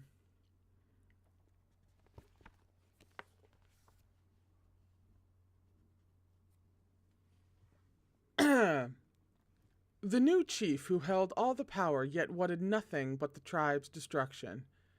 After that, there were power struggles between different factions. Sangzan would suppress or support them and even secretly fan the flames between them. The boy who had once been so honest and brave had learned to be a conspirator all on his own. The boy who had once held the corpse of the person he loved and wept through the night had turned into a cold-blooded, dangerous person, just as those good people who danced, sang, and only wanted to work hard for a better life would also raise their hands and blades to behead an innocent girl, then seal her soul into darkness and slavery for all eternity.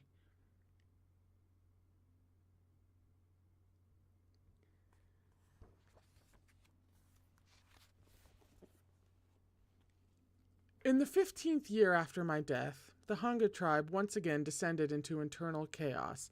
In the 15th year after my death, 15 years. That's nothing. Peace was bought for like how long? Hang on, 1 second. Just 1 second. The slaves who had been suppressed for generations split into two factions and pointed weapons at their brethren. The battle was even crueler and fiercer than what had taken place before. They fought for an entire day and night. The valley was filled with dead. Young children sat next to the bodies and wailed, faces smeared with blood. Vultures attracted by the scent of death circled overhead, but didn't descend because Sangzan had led the rest of the people to the sacrificial altar, where he lit the oil he had buried there earlier. While the fire blazed around him, he lifted the stone slab he'd set upside down under the mountain river all. Even more softly, Wang Zheng said, "That stone slab that had once represented eternal slavery, the one that had been scoured bare, once again had everyone's names carved into it. The enormous fire kept burning and burning as if it wanted to consume the entire valley. Only the mountain river all remained, a cold, unmoving pillar of shame. Those tens of thousands of ghosts had good reason to raise their voices in lamentation."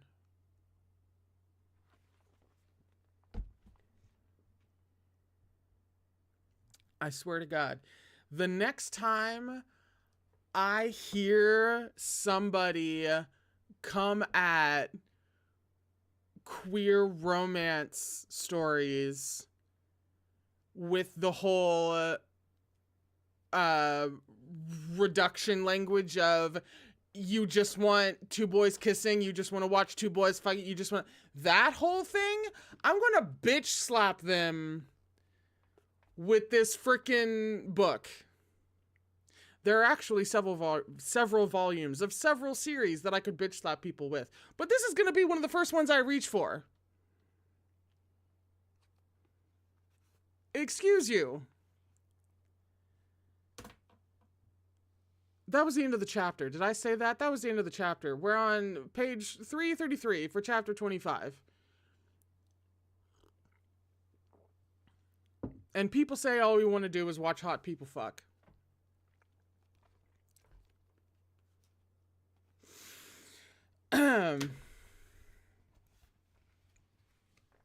That was brilliant. That was awful. That was terrible. That was reminiscent of the great unsatisfactory bitch of a situation from Heaven Official's Blessing. I mean, there are a few of those in Heaven Official's Blessing. But I find that good danmei authors are very, very capable of constructing and illustrating unsatisfactory bitches of situations. And Priest is apparently no freaking different.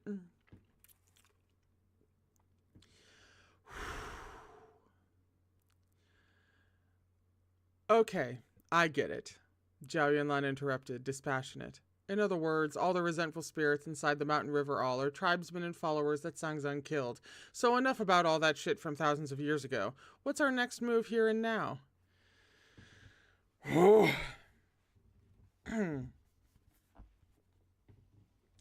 Yes, Wolf. The point between, you know, hot guys banging and plot is that we want both. Both is good, okay? Both is great. We want both. And sometimes, if you just want one or the other, that's fine too. But to reduce it to say it's all just one more shallow thing than anything else, don't get me fucking started.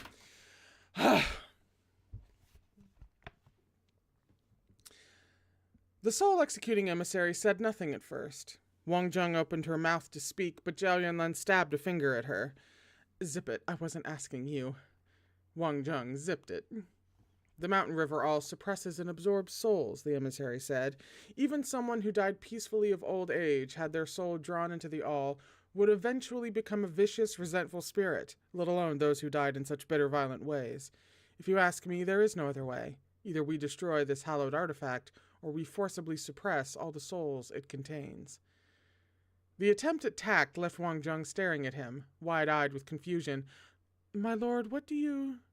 Zhao Yunlan threw tact out the window. He means if we can't blow up the mountain river all, the only option is to obliterate all the souls inside it. It's the only way to prevent further problems. Wang Zheng covered her mouth with a hand. The emissary shook his head. Executing a soul for no reason is unjust. That left destroying the mountain river all. All three of them fell silent. Could the netherworld's hallowed artifacts just be destroyed on a whim? Zhao Yunlan sat on the ground, toying with his lighter. As he stared into the tiny flame, he suddenly remembered something. On our way up here, we saw a reaper with a lantern on the highway outside of Qingqi village. It wasn't that far away. Did they not know what was going on here? Did they just pass right by the mountain river all? The emissary paused almost imperceptibly before answering. They must ferry hundreds of people. Perhaps they lacked the time to deal with it. The glance Zhao Yunlan gave him seemed dubious. If I may ask, my lord, why did you wait until now to gather the 4 hallowed artifacts? They've been lost in the mortal realm for so long. Stumbling onto the reincarnation dial was a coincidence, but this time you came straight for the mountain river all, didn't you? Realizing he'd said too much, the soul-executing emissary made no reply. Zhao Yunlan was far too astute. He showed a facade of being brash and unreliable, but that was a cover for his true shrewdness. Yeah, it's why he's hot. Whenever he exposed his sharp mind without warning, he could cut right to the heart of an issue. Yeah, that's why he's hot. Zhao Yunlan wasn't about to let the emissary off so easily. His gaze slowly lowered, coming to rest on the soul-executing emissary's wide sleeves. The blood on my lord's sleeves is still wet. I'd never even heard of a Yochu until recently, when they appeared at almost the exact same time as the reincarnation dial, one of the 4 hallowed artifacts. The Netherworld had never breathed a word to me about them before. What exactly are Yochu? Where did they come from? They can't have just appeared out of nowhere. And as for these so-called hallowed artifacts, shouldn't everyone be fighting as hard as they can for them? Why would you guys let them drift around the mortal realm for all these years? The emissary was accustomed to questioning others. He had never been on the receiving end like this. He was quiet for a long time, finally unable to offer a good excuse.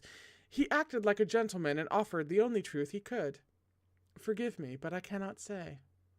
Lying to someone like Zhao Yunlan was basically asking to be humiliated. It was much simpler to fall back on, I can't tell you, which took much less energy than lying. Lighting another cigarette, Zhao Yunlan took a deep drag and stopped asking. He stood up and took out the patch of wall with the octagon symbol on it. Holding it in his palm, he asked Wang Zheng, what does this mean to your people? Does this symbolize the mountain river all?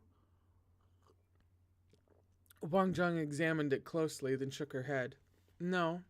When I was small, my father taught me that this meant mountain. When a circle surrounds it, it means a river surrounding a mountain. Are you sure your dad wasn't messing with you? Zhao Yunlan asked. Doesn't your illiterate tribe have another symbol for mountains? Wang Zheng was good-tempered. Even when her boss said something so blatantly racist, she was able to stay calm. She didn't even daydream about beating him up. Those are for normal mountains, she clarified. The octagon is reserved for the sacred mountain, this one where the mountain river all is.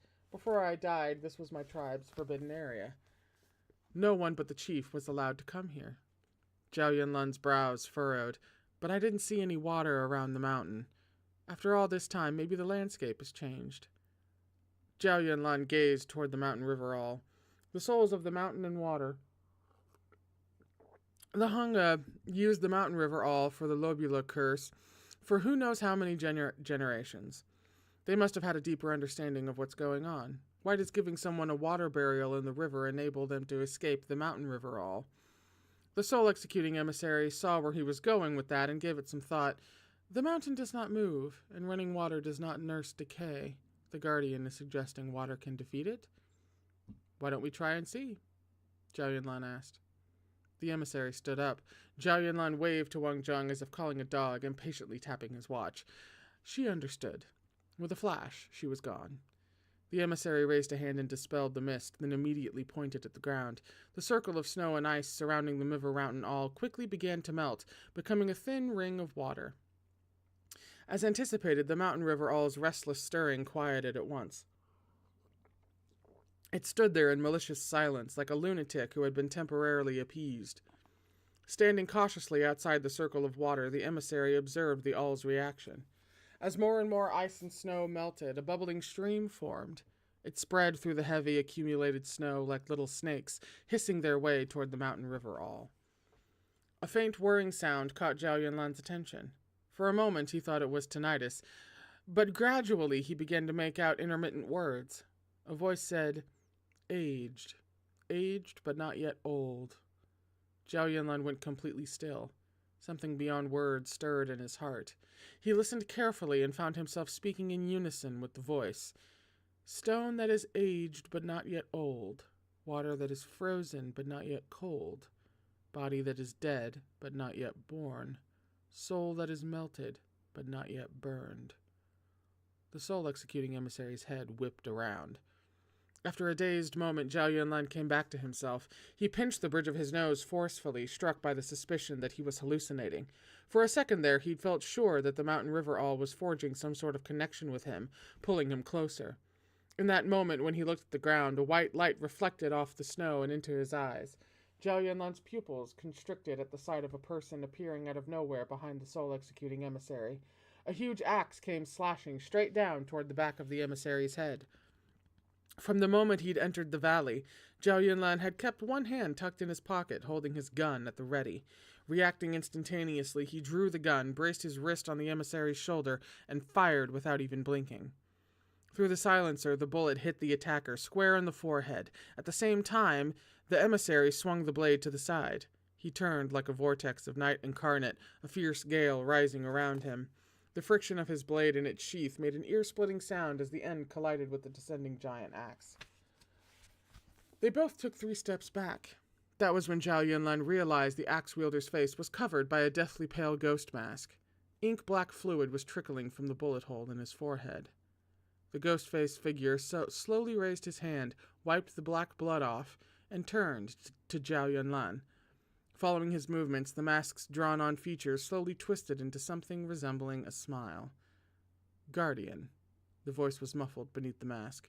"It's been thousands of years, but you haven't changed a bit." Zhao Yunlan arched an incredulous brow. That was rich, coming from someone he'd never heard of. And where did the thousands of years come from? The mask's eyebrows suddenly turned upward, morphing into an expression that looked like it was torn between crying and laughter. Everybody take a shot. Everybody drink. Even though it's a heaven official blessing thing, who cares? Common phrase in China, who cares?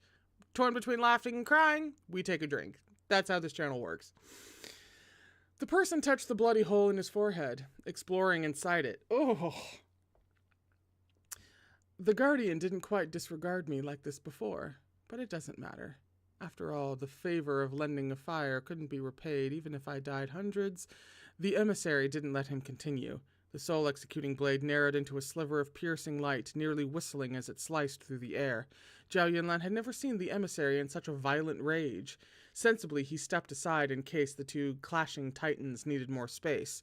From his watch, Wang Zheng asked, "Director Zhao, who's that?"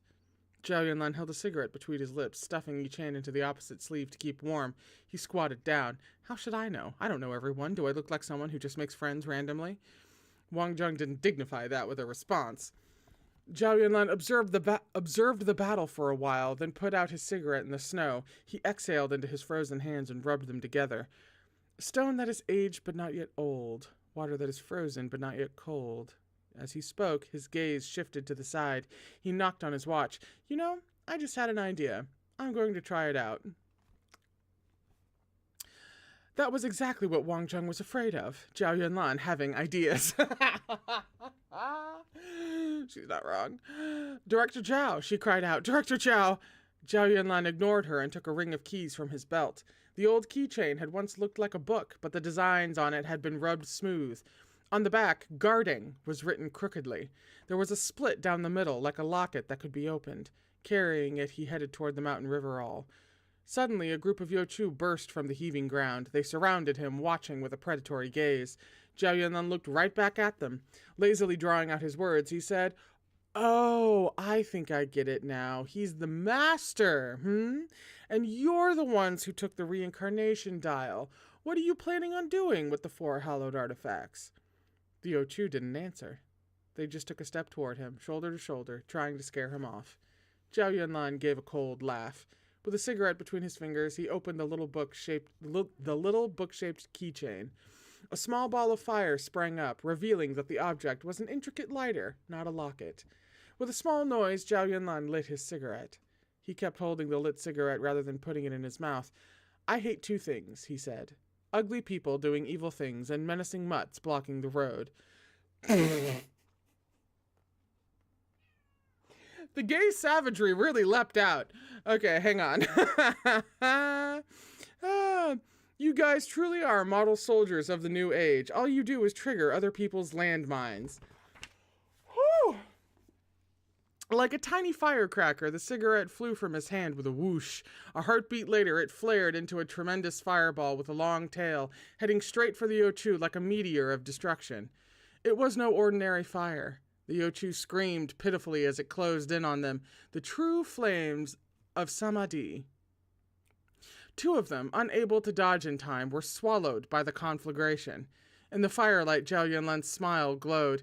"Forget true flame and fake flame. Are you so uncultured that you don't even recognize the number 1 hidden weapon of the ranking of weapons? In the streets, people call this little wonder the monkey fleeing to the sky."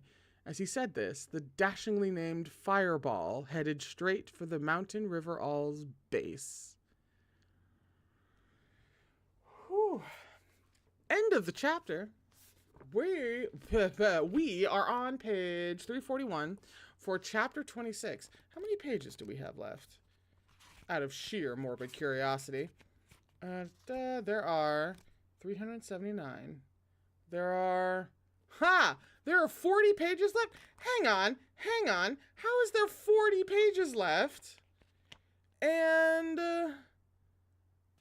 it's 5 o'clock. How did that happen? I swear to God, I did page math. It was supposed to be easily finishable today. We started on page... Hang on. Yeah.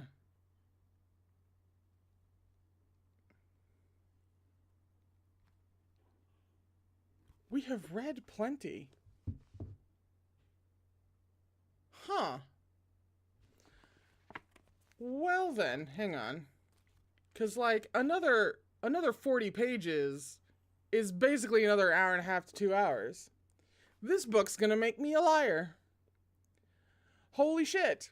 Well, like if it was gonna be another like half hour, then that would be somewhat doable.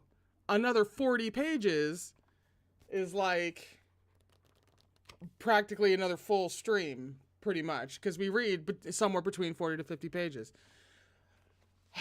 Shit. So,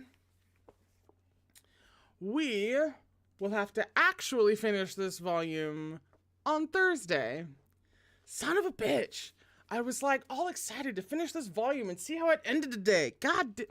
I don't know how that miscalculation happened, but it did. And I apologize. I will think of some way to make it up to you.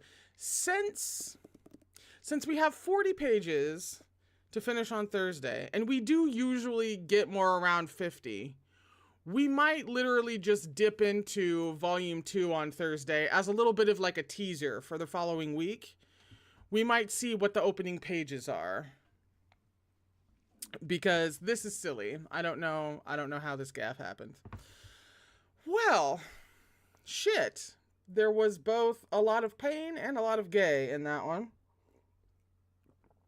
Also, like, capital I implications out the ass. Whew. Did I say I need 2 streams? Then maybe I just told myself something weird. Anyway, whew. It was still a blast to be back. I had such a freaking good time today. I hope you had a good time. I hope you come back on Thursday to actually see how Volume 1 ends and potentially how Volume 2 begins. It's the start of a week. I hope it's treating you fine. I love you all very, very much. I have way too much fun doing this. And it's so great to see you guys enjoying yourselves as well. I will see you guys in a couple of days to see how this volume ends. And in the meantime, please remember to take care of yourself, okay? And I will see you on Thursday at the same time as we read more gay things.